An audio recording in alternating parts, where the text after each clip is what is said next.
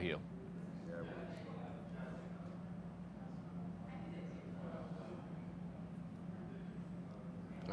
I find ways to get hurt. A quick mic check with Larry. Hopefully it's not too hot this time. Dave and the Colonel, you got me down there. Hopefully the mic's okay. Is the mic check? Can you hear me fine? Keep, okay. All right.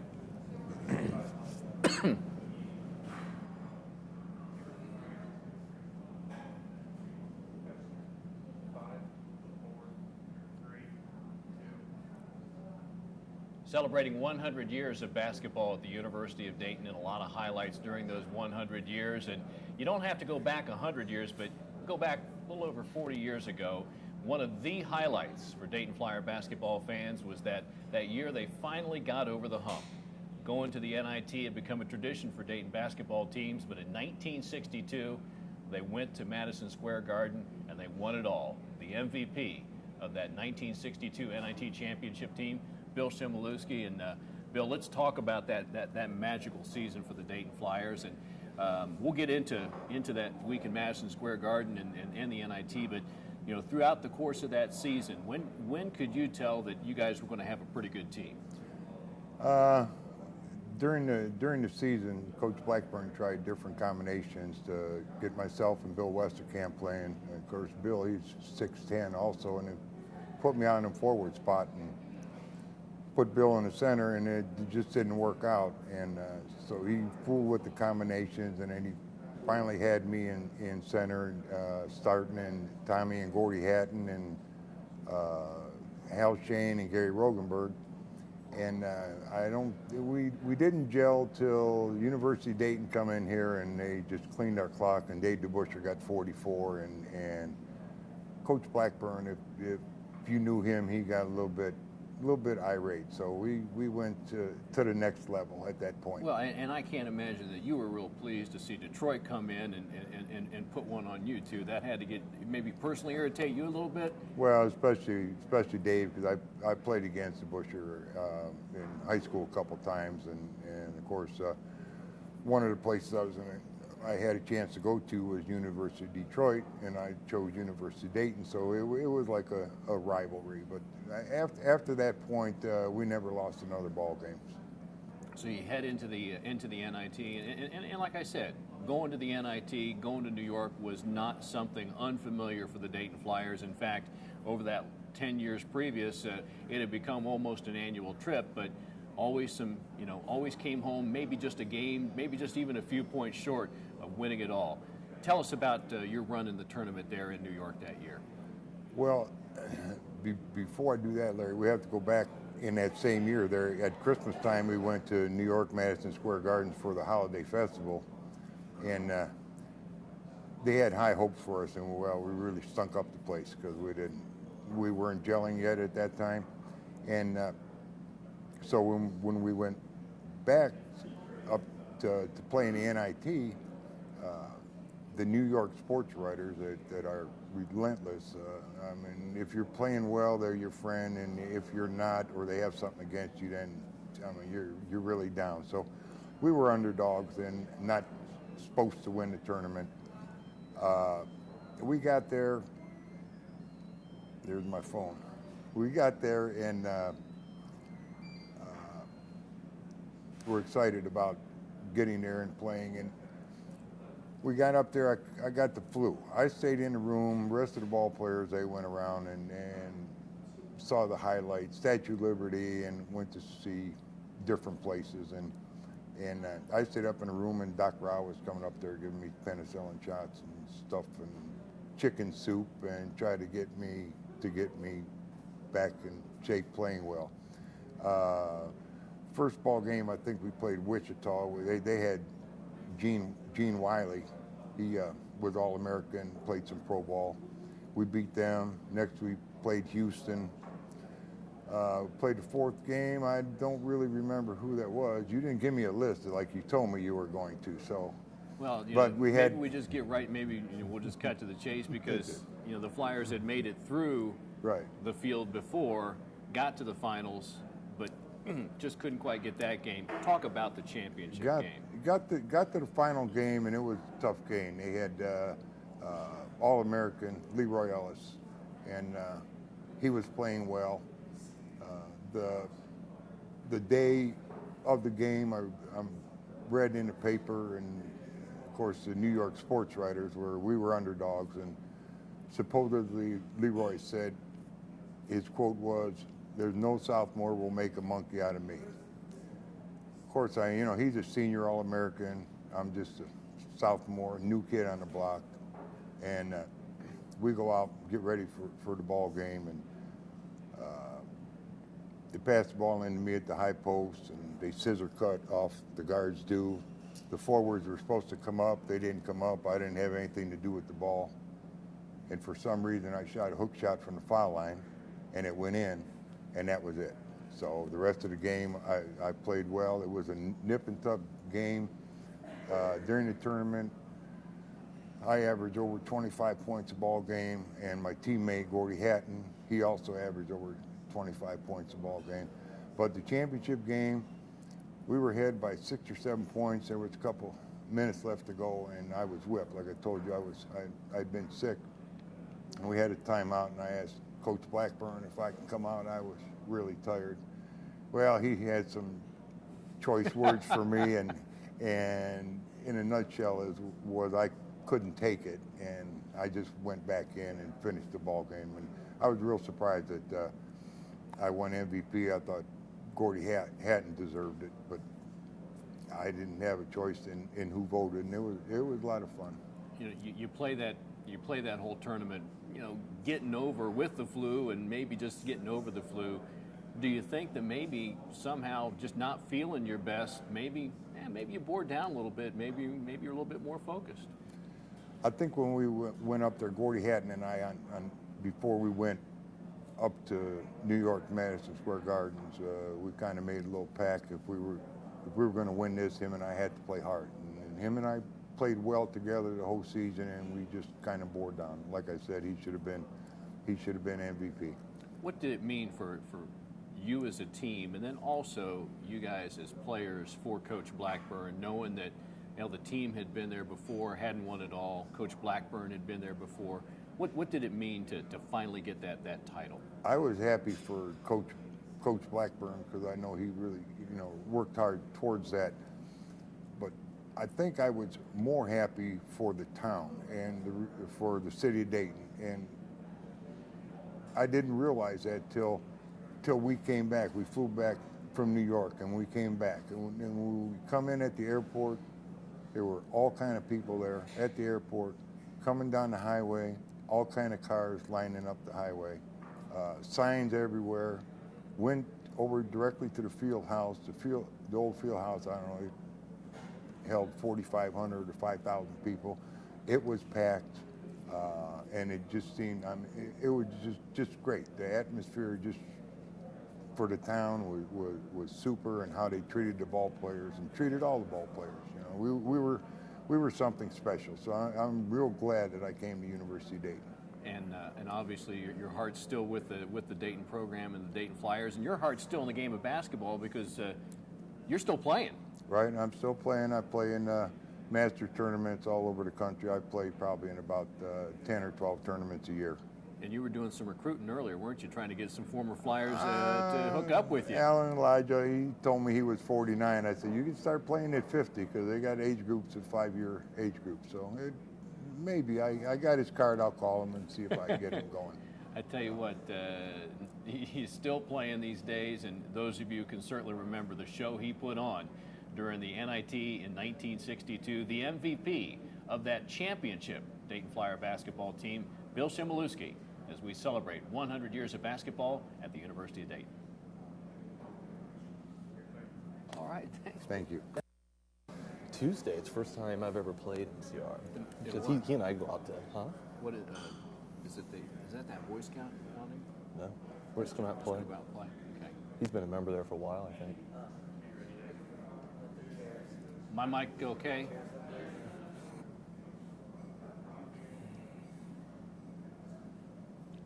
I didn't realize Dayton had been in the NIT 5 times in the 50s. That's pretty wild. You think about it. Especially the NIT at that point. It was like the NCAA's now. How did UCLA become so good? Besides cheating. Absolutely. Do it on 3. Okay. I'm ready anytime. Ed's mic good? Okay. 100 years of basketball at the University of Dayton, and a lot of highlights through the year. And you don't have to go way back to realize some great seasons, some great moments, some great teams, and some outstanding individuals here at the University of Dayton. And we're joined by a member of the All-Arena team, Ed Young. And Ed, we'll cut right to the chase because when we talk about Ed Young, we talk about the shot. He went into the Hall of Fame last year, and everyone talked about the shot then. So before we get into deeper conversations about your career at UD and the great teams you played on, let's go back to that February game against nationally ranked DePaul. The shot at the end of the game, maybe one of the highlights of Dayton basketball in the 100 years as far as like one individual play. What do you remember about that moment? Well, thank you. It's nice of you to say that. It's hard to believe it was nearly 20 years ago, but that has happened. As far as remembering it, honestly, I remember the rebound that Larry Schellenberg got, at the end of the game. I'd made a statement, I think, at the Hall of Fame ceremonies that probably the greatest rebound ever in the history of University of Dayton basketball is probably that rebound that Larry Schellenberg got. And even looking back at that today, I think that was an incredibly athletic play and a great play because he was in the third slot down because I was under the basket. And it should have been a rebound that I should have gotten. And Larry went up over a guy, I think it was Marty Embry, maybe, who was 6'8", probably weighed about 260, and just made a spectacular play. And then, Larry dribbles down the sideline and tiptoes past Ray Meyer, and, the play developed from there. As far as making the shot, it was very unorthodox, being left-handed and spinning off my left foot and shooting it left-handed, very awkward. Just fortunate, that it went in. I mean, if you'd been in an individual instruction with Coach Donaher, and I got crucified. And you shot that ball, he would have said, no, that's totally wrong. Totally wrong. Coming into the university and coming from a high school that taught fundamentals, one of the things that we really didn't teach a lot, or that my high school coach didn't teach, was always being off your dominant foot. If I'm left-handed, I have to be off my my right foot. Pardon me. And I always struggled with that, just because it seemed unorthodox depending upon where I was on the court. And Coach Donaher and I would fight, not fight literally, but that was one of the things he always had a problem with me on. And it happened again. I mean, in practice, who knows what had been running, or something would have happened if I would have spun off a left foot to shoot a shot like that. It'd been crazy, but it never happened. But he didn't break down the film afterwards and then run it back and chastise. There was a brief comment, but he was needling me. He's got a funny sense of humor. I deserved it though.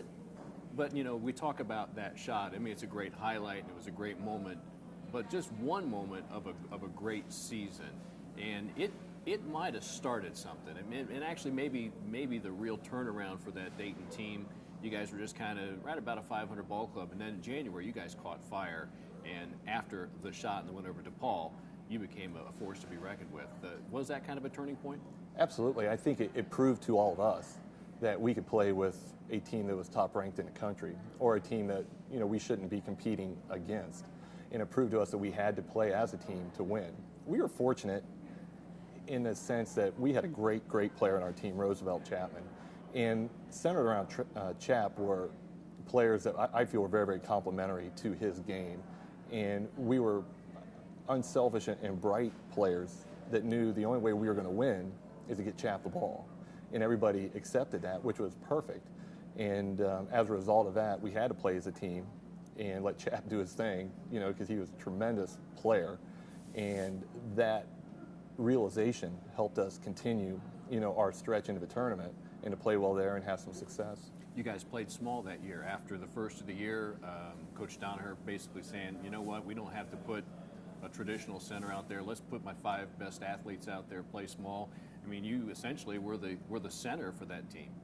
Yeah, I got beat up a little bit, but it worked both ways. I was usually faster than the other centers, and played not a perimeter game for me. I only shot usually from 15 or 16 feet at the very, very most. And with that said, at times it may have been difficult for an opposing center to guard me unless they were playing a zone. So tend to be an advantage and a disadvantage, but I definitely got, beat up a lot, bumps and bruises, but that's just part of the game. So you guys put together a nice run, and at that time the NCAA field is smaller than it is today, but you get an at-large bid, and first team that showed up on the board that day when they showed the selections, you go out to Salt Lake City, and that really started yet another incredible run in the NCAA tournament. Yeah, I believe we played LSU to start with, and they had a great team. They had a guy, I believe his name was Jerry Reynolds. He was a first-round pick, I think, in the NBA. And as a matter of fact, I ended up guarding him. I probably held him to about 20 or 25, something like that. But anyway, Chap had a great game, and we had a nice game then, and we were able to beat them. And we played Oklahoma, and they had another great player, Wayman Tisdale, and we're fortunate to beat them. And then we played Washington. They were champs of the Pac-10. With the Berlin Wall, Christian Welp, Absolutely. And Detlef Schrempf. Absolutely. Played at Pauley Pavilion with all the tradition, which was a thrill, in itself. And we're fortunate enough to win that game, then finally got beat by Georgetown. And Georgetown had a remarkable team. I have to say that might have been the bus that went over to Pauley Pavilion on the morning of that Sunday afternoon game, going over for the shootout. That might have been the quietest bus I've ever been on in my life. I mean, I don't think anyone said a word. You guys either were just so focused or so scared. I don't know what, or maybe a combination thereof, but nothing was said. That's interesting you say that. I would have to agree with your comment that I think it was a combination of both. I mean, not to mention, it was going to be a national game. I think in the back of our minds we knew that, but honestly, you really don't think about that. And we just knew that, you would get up on Saturday mornings, because we'd usually play Saturday night games, here or whenever we were playing on the road. And we'd watch those guys play during the day. They were always national TV. We knew all about those guys. And all of a sudden, we're going to play against these guys now. It's just a different mindset. And absolutely, there is some fear there, but that's not a bad thing. I think it helped us. We had nothing to lose whatsoever. And I think the fans were behind us too. Yeah, and we've heard from other guys throughout the years in the 50s and the 60s and the 70s about how the town embraced a team. What do you remember about the way the community embraced that 1984 team? Oh, wow. Not only in 1984, but even now. I mean, the community is so supportive now of not only myself, but my teammates playing on that team.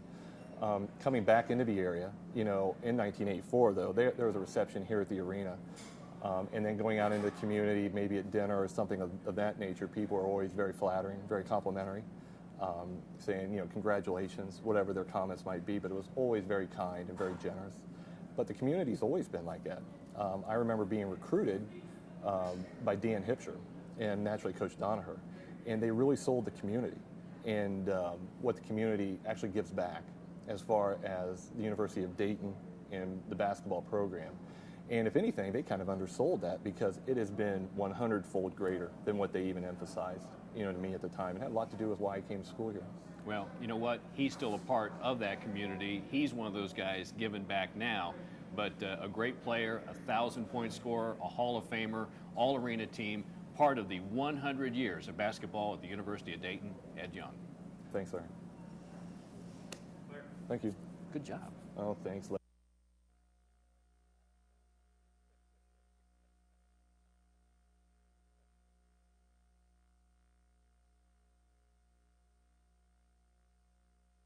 Everybody goes around. I didn't go around. I just like, God, and I ran down the court. He didn't do it again because we got in trouble for that.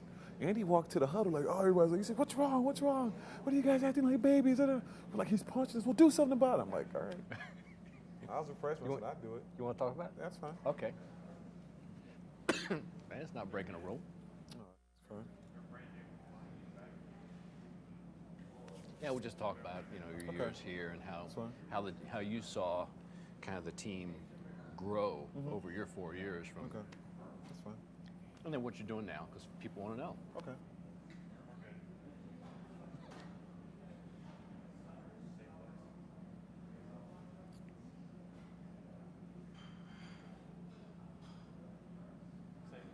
Same place, okay.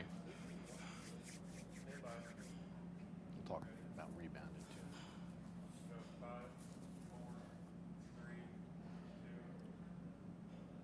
100 years of basketball at the University of Dayton, and in the 100 years, there may not have been a better rebounder, pound for pound, and the gentleman sitting next to me, Ryan Perriman, the P-Man, back here at the university to join us here today after seeing part of the world playing basketball. Yeah. And before we talk about your years here with the Flyers, let's talk a little bit about rebounding. I said, pound for pound, the best rebounder I've seen, and people who go back a long way at this school say they've not seen too many guys that did a better job. Thank you. What was your secret? Because you're not the biggest guy. You're not the biggest guy, and you don't have a lot of rise. Let's be honest. Yeah, I'm gonna be pretty honest, and it hasn't got any better since I graduated. But I just feel like it's more positioning, just putting a body on guys, and still in the leagues I play in now as a professional, I still lead all the leagues in rebounding as well. So pretty much to do with positioning. It's not really how to do how you jump. You do have to have some strength, but I've known a lot stronger guys not do as well on the boards as I have. You got pretty good hand strength Yeah, because you were the type of guy, if you touched it, I you was got gonna it. get. I had pretty good control of it, or I wouldn't give up. Sometimes if I tap the ball, I'd still tap it, just go after it, and then when some people would give up, I'd still be going after it, and it would be mine. So that's pretty much how I did it. Let's talk about your career with the Flyers, and if I could kind of put a label on what you experienced, that'd be like a transitional player. Oh. You came here, things were not good, but you left. You left the program in pretty good shape. How much did this program improve over your 4 years? Oh, it improved tremendously. I mean, when I got here, we were 7-20, and when I left, we were, I think, 21-13 or something like that. And I mean, not even that. We were better than that. We had a much better record my senior year from freshman year, like total opposites. It changed a whole bunch. We got talent in here improved. I mean, the fan base has always been good. That has never changed from my freshman to my senior year. But as far as the level of play has been pretty good. And as I see now, obviously it's where it should be, and we can do better than we're doing now. What sticks out in your mind? Some of the highlights of your 4 years here at the university. Would it be in that senior year when you guys really made the NCAA think about taking you guys, but you had a nice team, went to the NIT? That was rough. I think that was one, honestly, the talent we had on that team was some of the best talent we've had here on a team, I would say, even in the past 9-10 years, even in Coach Schmidt's stint. I mean, we had good players on that team, and, even though we didn't make the tournament, we still had a pretty good year. As far as just, my sophomore year, my junior year, we had decent years, but our senior year really pushed us forward, and I really appreciate the players that have been going here now. They've taken it another level, so that's pretty good. You and I were talking before we actually sat down to officially start filming things about a play I remember from your freshman year that maybe a lot of the fans don't remember. Dayton's playing Delaware State, and they're not a real good team, and the game it's rough, it's ragging, and they've got some guy that is cheap shotting people all over the place. He's cheap shot. He was punching. When you told me, I didn't remember till you told me, but he was just punching everybody in the stomach. And then, people going up for rebounds, he was giving guys cheap shots. We came to the bench and we're bending over, like, Coach Mel, he's like, oh, what's wrong? Why are you guys acting like babies? Toughen up. We're like, he's punching us in the stomach. And anybody, he said, do something about it. So when so the next play went up, he shot the ball. And I didn't even go for rebound. I gave him a cheap shot in the throat. And then he's like standing on the free throw line. We're down there. Everybody's just like, I don't know. And from then on, he never affected the whole game. But I tell people that story now about that guy doing that. I can't believe he was doing that. That's funny. Well, maybe it a little speaks to the fact there's a little bit of competitor in Ryan Perriman. Oh, there is. I mean, I had to defend my teammates. And I was a freshman. I'm thinking, he's like somebody. I'm like, okay, I'll do it. Because, our freshman year, as freshmen, we played a lot. So we were in games 30 minutes a game and whatnot. So we were out there a lot, so we had to do what we had to do. Since your days at the University of Dayton, basketball has continued for you. You've had a chance to see a little bit of the world. Tell the folks where all you've been. Well, I've played in Korea. I played in Argentina for a year and a half after I graduated. Then I've been in Korea for the last 2 years, and I'm going back again for a third year. I won a championship with the Korean team 2 years ago, and I was in the finals this year, but I lost. And this year, I'm going back to the same team. If people saw Ryan Perriman playing in Korea, would he look very similar to the Ryan Perriman that played at UD? I've had some people from UD actually email my list board on the website that are in Korea and say, saw you on TV and da-da-da, and it's real nice to know there were some Flyers in Korea that saw me a couple times play. But yeah, it's the same Ryan Perriman. You got to expand your game a lot because they depend on you a lot. But I've led for the last 4 professional leagues I played in. I've been number 1 in rebounding in every one of them. So I just try to keep doing the same thing that's been giving me success throughout my life in basketball. tough to kind of keep up though with what's happening Oh yeah, with I the mean Flyers. it's real tough. I try on the don't internet, but imagine I'm traveling and haven't been to a game in like 3-4 years, and I would like to get back to one. Like all of this new stuff is at the arena I don't even recognize. So as soon as I can, I'll get back to a game. But I'm so busy during the year, I don't have time. I tell you what, he's got a lot of basketball left in him, and it is good basketball. Pound for pound, best rebounder, perhaps in 100 years of basketball at the University of Dayton, Ryan Perriman. Thanks. Cool, Larry. Good job. Thanks.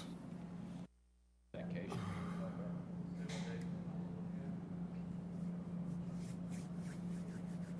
She in the club, she dancing for dollars. There wasn't no sweat.